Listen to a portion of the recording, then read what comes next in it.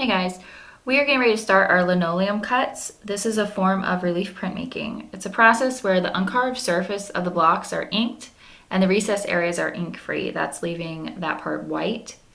To do it, you add the ink to the block and then you press the paper firmly against it to create the actual print. One of the most famous printmakers is Durer. This is his piece called The Four Horsemen of the Apocalypse. It was made about 1498. What's particularly interesting about this that I want you to look at is how in this era, all his carvings are very horizontal. All the background parts, they're parallel to each other, running sideways. And then to create an emphasis, he kind of makes all these other like diagonal images going different ways.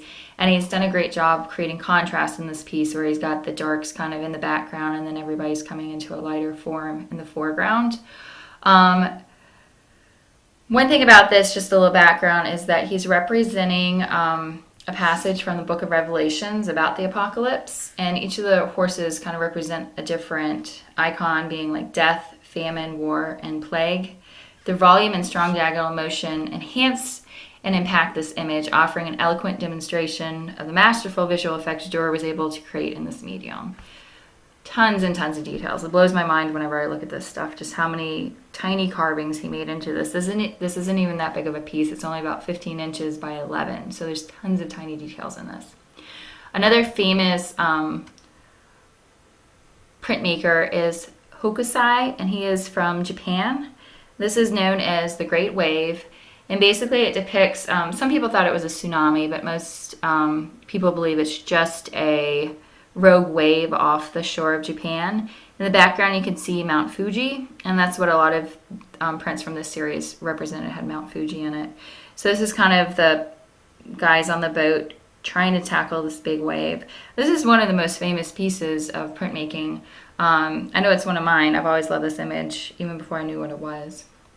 As we get into our printmaking here, these are the three main tools we're going to be using. We're going to be using a stop block, and this allows you to have your linoleum sitting right here as this presses against the table, so you don't have to have your hand in the way. This is used for safety, so when you're carving, you won't accidentally stab yourself, hopefully.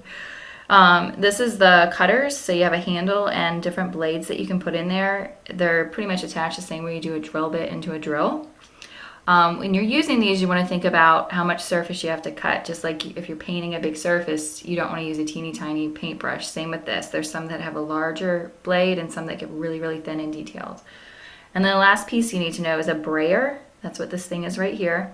And it allows you to roll your ink really, really thin and then apply it to your wood block.